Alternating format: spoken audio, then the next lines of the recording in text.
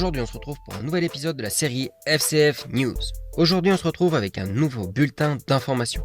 Au menu, des Porsche, des BM, une actu chez Alfa Romeo, une version démentielle de la nouvelle Mercedes A45 AMG, des spy shots et enfin un petit bonus.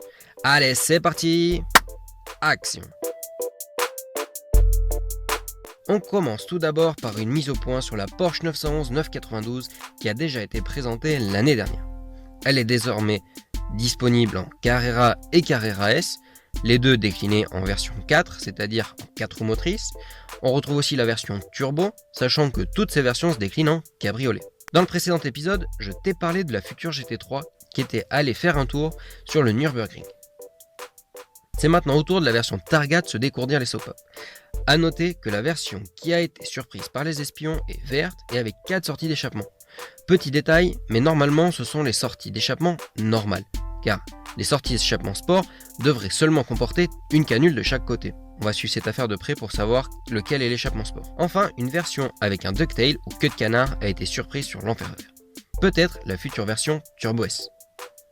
Si on fait un bilan rapide, il nous manquera donc en plus des précédents dont je viens de vous parler, des versions GT3 RS, GTS, T, comme c'était le cas sur la version 991, la version peut-être R et la version GT2 RS.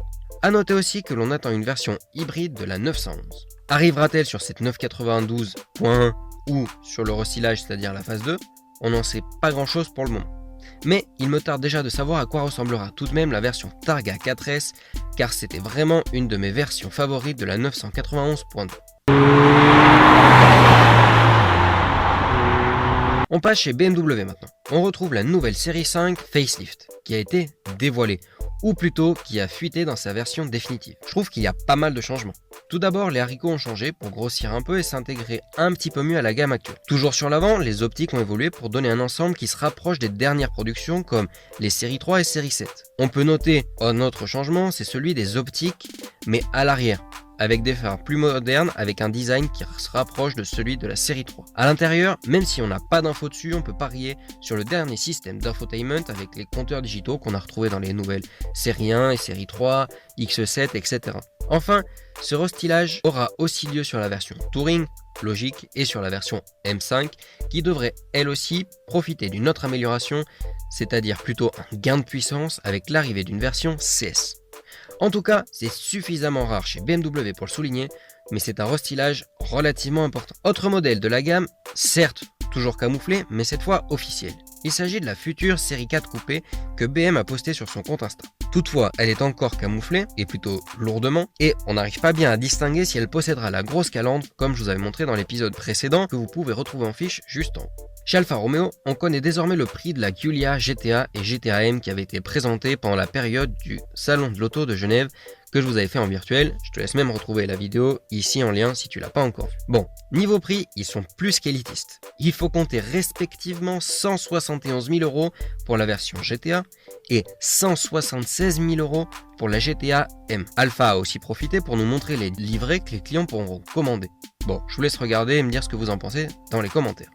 On file maintenant chez Mercedes, ou plutôt chez Poséidon, qui a présenté la A45 AMG RS, qui augmente les perfs de la déjà redoutable A45 AMG S. Elle prend ainsi une cure de 104 chevaux pour atteindre 525 chevaux, et pour le couple, on arrive à 600 Nm. Niveau perf, ça donne un truc canon. Le 0 à 100 s'effectue en 3,4 secondes et la vitesse de pointe est établie à 324 km/h. Ça a l'air cool, mais moi je demande quand même à voir sur ce que ça va donner niveau fiabilité, car ça fait un paquet de chevaux pour un simple 4 cylindres de 2 litres. Ça fait donc un ratio, si vous avez bien calculé, de presque 300 chevaux au litre, ce qui est énorme. Autre question, c'est si la boîte va gérer tout ce couple. Autre info, le Cella disposera d'une version équivalente et le préparateur prévoit même à l'avenir un pack plus comprenant des freins renforcés, un nouvel échappement et des jantes en carbone. On change maintenant de rubrique pour passer au Spy Shot.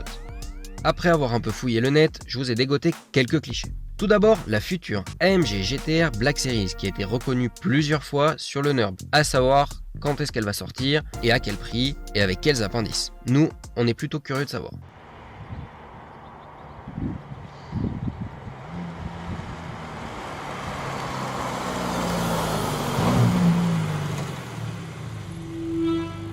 On a aperçu aussi un futur SUV coupé chez Volkswagen, pas le Nivus, mais plutôt un modèle de la gamme 100% électrique ID. La prochaine M3 a aussi commencé ses tours de piste sur le NURB.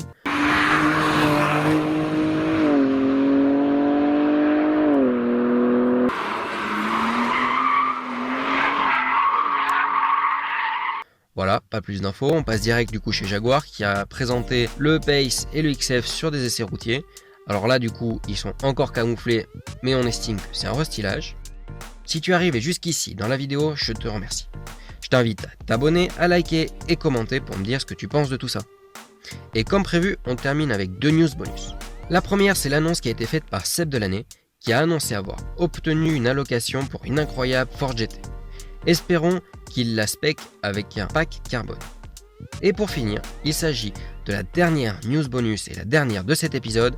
On va parler de Shmi 150 ou Shmi 150 en français, qui a annoncé la spec de sa future BMW M8 compétition. Il a fait le choix de la prendre verte avec un intérieur gris, une config qui lui va plutôt bien. Dites-moi en commentaire ce que vous en pensez. Moi perso, il y a peut-être légende que j'aurais mis de couleur dorée ou bronze. Voilà, c'est fini pour aujourd'hui.